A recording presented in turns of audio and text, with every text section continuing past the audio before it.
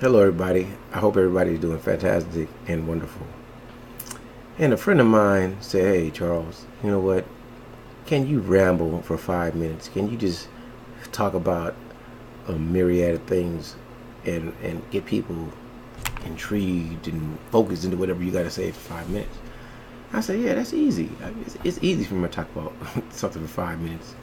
So I'm gonna talk about different stuff. The first thing I'm gonna talk about is stock. I find that sorry, I gotta go on the social economic level. And I'm gonna probably get people upset. But overall, the average black person is from a low socioeconomic level. What that means is that they're worried about where they're going to eat, where they're going to sleep, um, trying not to be robbed, trying to find work, and trying to survive. So, because of this, if you talk to the average black person about investments, most people will not be receptive because it's not even in their peripheral. It's not even in their field of vision because I cannot be talking about making money when I barely got enough money to survive. So, stocks, um, that game is difficult for most black people. So, a lot of black people want to dive into real estate. I am not an expert. However, I would really say that real estate is a rich person's game. Meaning that to really be profitable in real estate, you have to be in a different socioeconomic level. However, uh, most black people are looking up and looking at the rich people and seeing what do the rich people do. They own land, and I'm not ever going to tell somebody that they shouldn't own land. You should if you can.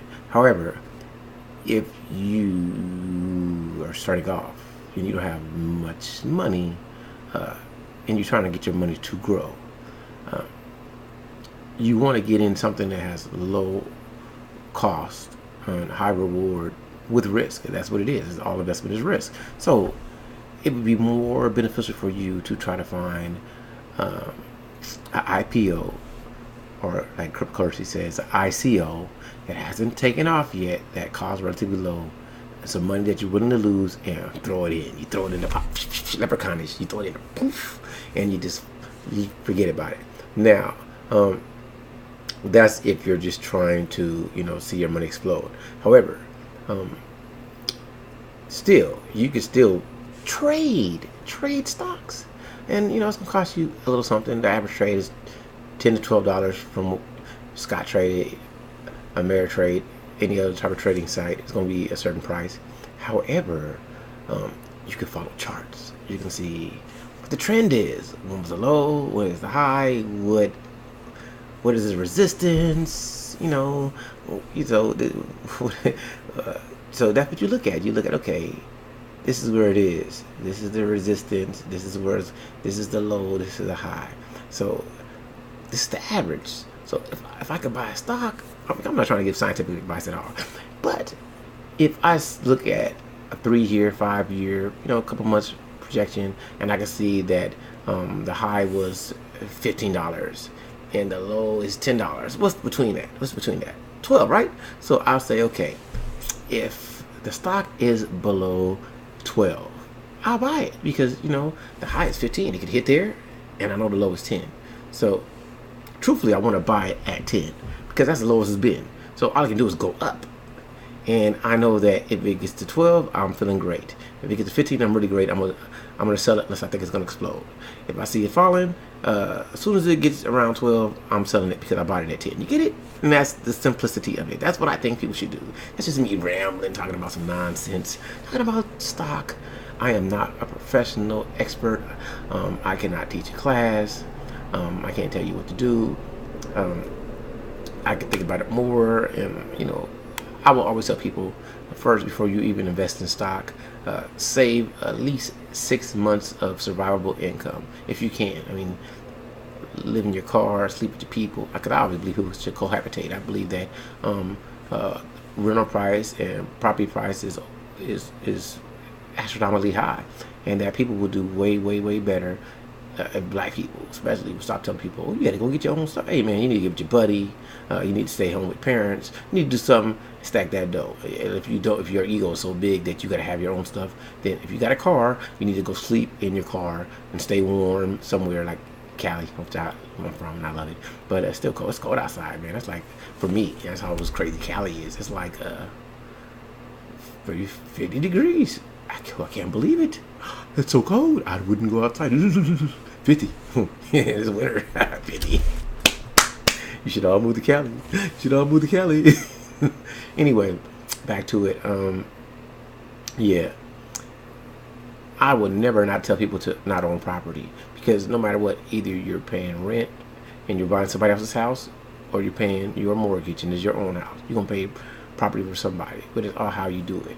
And if you can't afford to do it by yourself, then you need to get a group and do it together, because that's how you're going to wait. You're gonna do it. And the whole point is to get that generational passive income, so that your children have the freedom to do what they need to do and not worry about, well, how am I going to eat.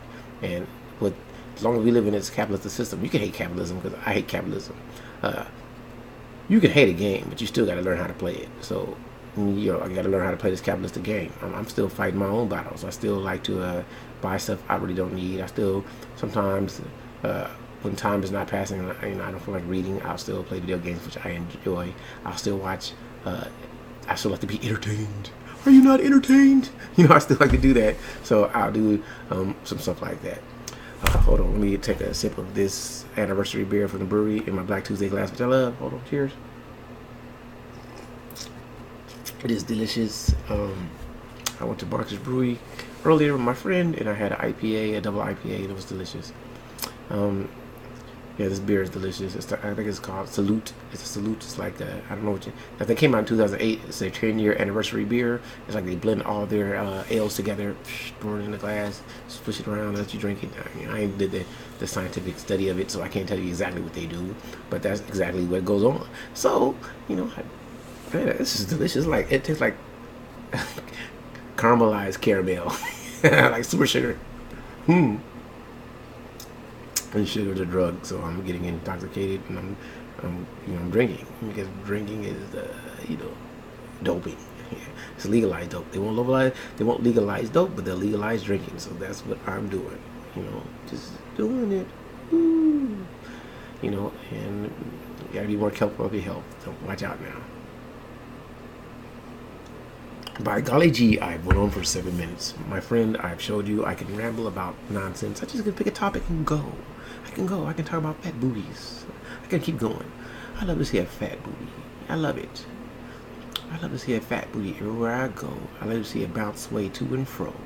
I want to see a fat booty jump up and down. I love to see a fat booty everywhere around. But I'm not ashamed and opposed to the flat ones. You can still get some action, traction, satisfaction. Charles. I like to look when I'm relaxing. So when I see you coming in those tight jeans, all I see that booty, and that's never seen. I say, hey, what you doing today, baby? With all that round bag, baby. Hey, yeah. So anyway, you see me ramble and talk about nonsense for 8 minutes and something seconds. It's ticking, it's talking. You better watch, because Charles is rocking. My friend, you know who I did this for. I did it for you. And you should love the fat booty too. I hope you all are feeling great. Smack them all in the butt and grab it and say, your booty, baby. All right, take care.